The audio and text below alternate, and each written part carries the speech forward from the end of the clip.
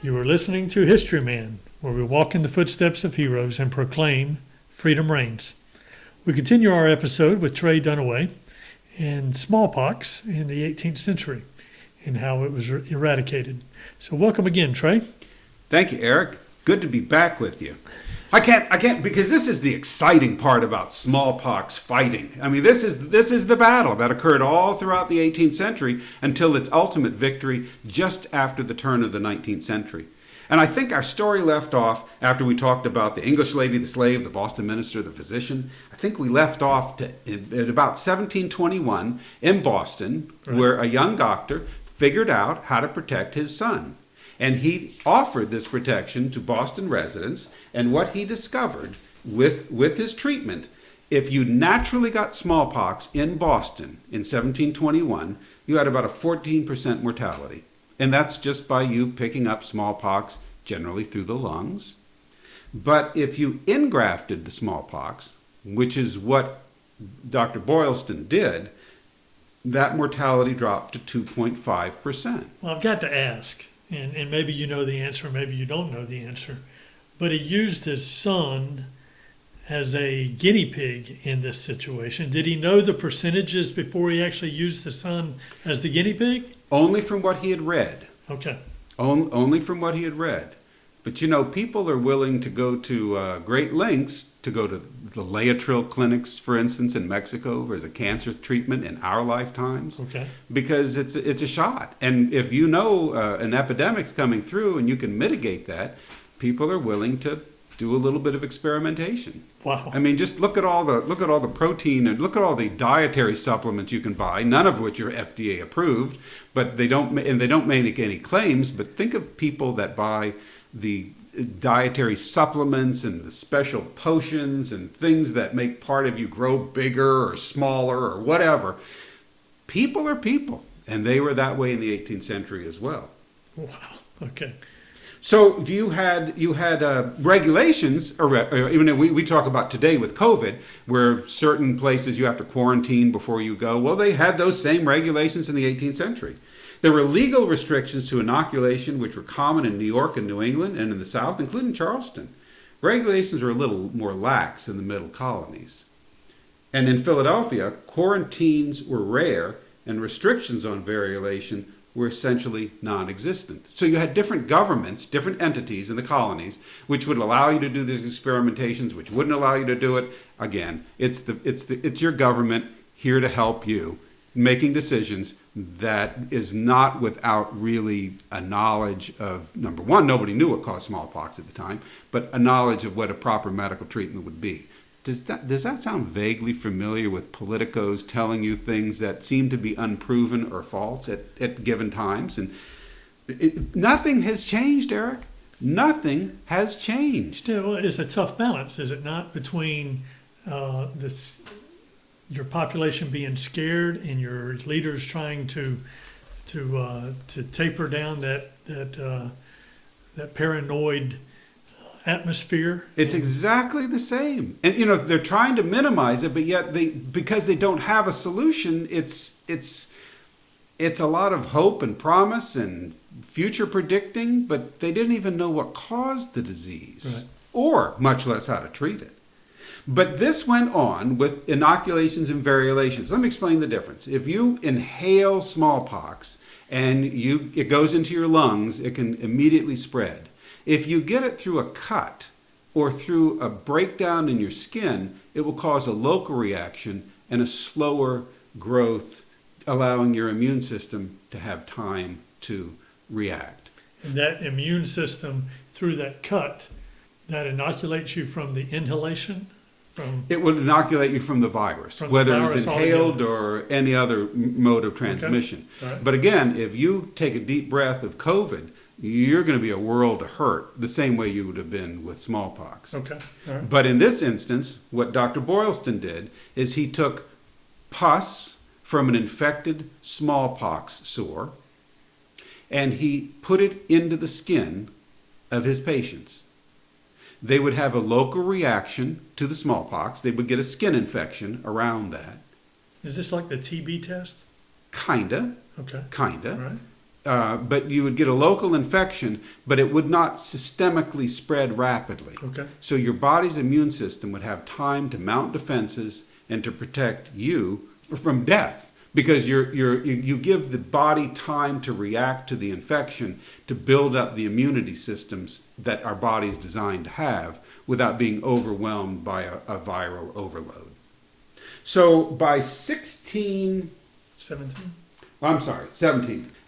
inoculation remained controversial, but it increased with successive outbreaks until 1764, when, this is quoting from an historic record, quote, "For the first time, a smallpox year failed to stand out as one of unusual mortality." By 1764, people had kind of caught on to Dr. Boylston's idea that inoculation was not bad. It beat getting the natural smallpox. You still had smallpox, but you just stood a lot better chance of survival. So in those instances, you'd take live smallpox. Well, it was live smallpox. They would get it out of pus from a skin wound, and you would engraft it or insert it in, under, through a cut into the skin of a patient you're trying to inoculate, and then they would get a localized reaction, and that would protect them from getting smallpox. So that was how all of 18th century medicine, up until the time of William Jenner, that's how all of smallpox was defended against by the army. So there was a scourge of North American smallpox scourge, and it went from 1775 to 1782. So when you say North American smallpox, is this a localized strain of smallpox unique to North America, or is it just that it was geographically? It was geographically isolated. It was the same spread. It was the same strain. Okay. But listen to the dates: 1775 to 82. So what went on between 1775 and 1782 in the North American continent? So we had the Revolutionary War. You have a war.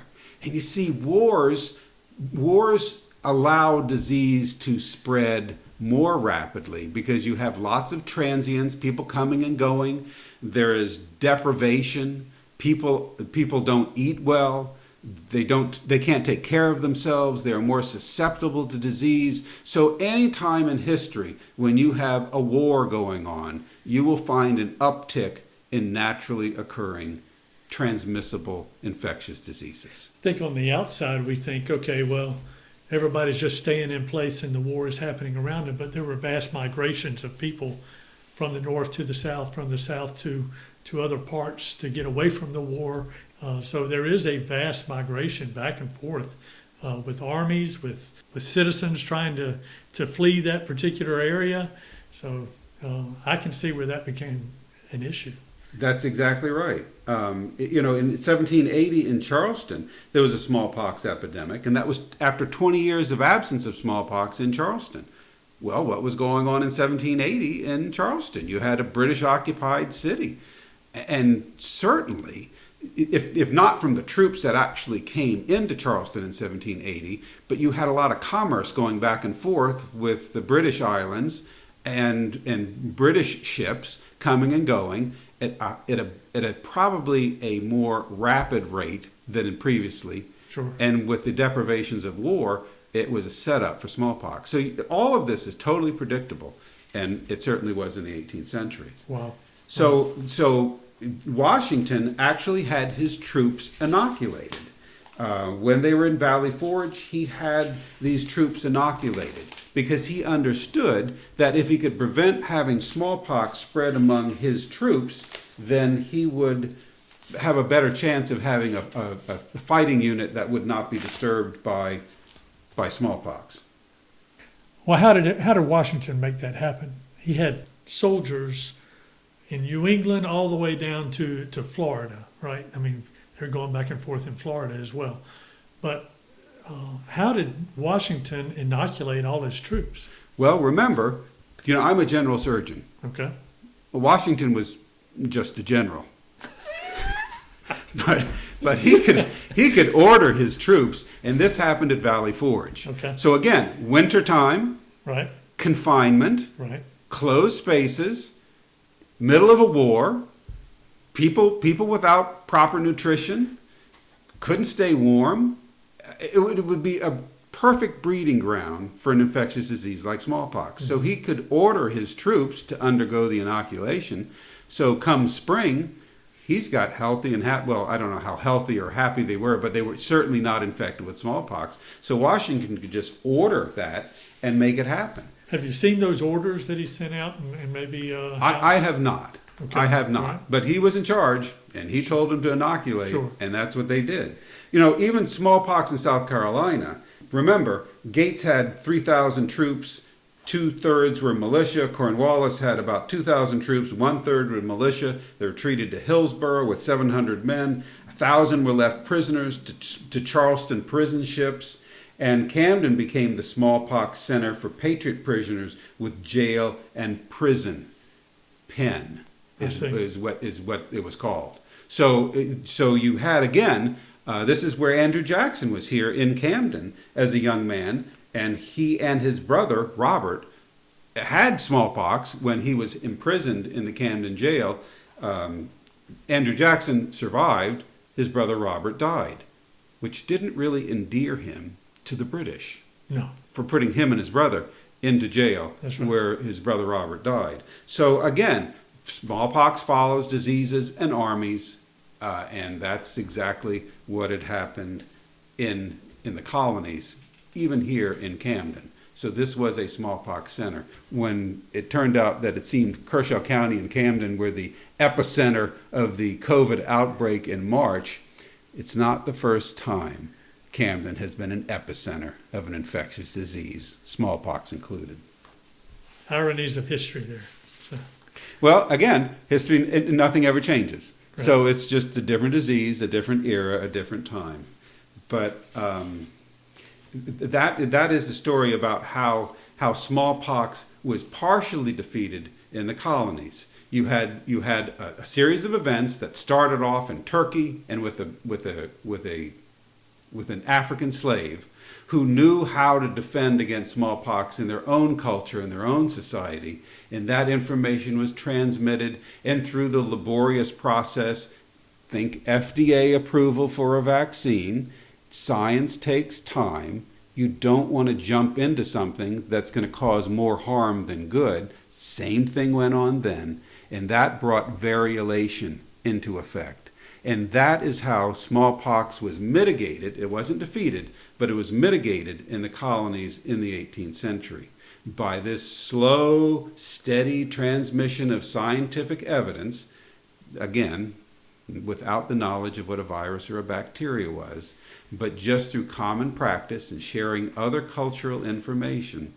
It allowed people in the 18th century in the colonies to defend themselves against smallpox, leading all the way up to where the commanding general of the entire Continental Forces says, okay, I'm convinced, let's inoculate these men, so they would remain a fighting force for Washington for his eventual victory.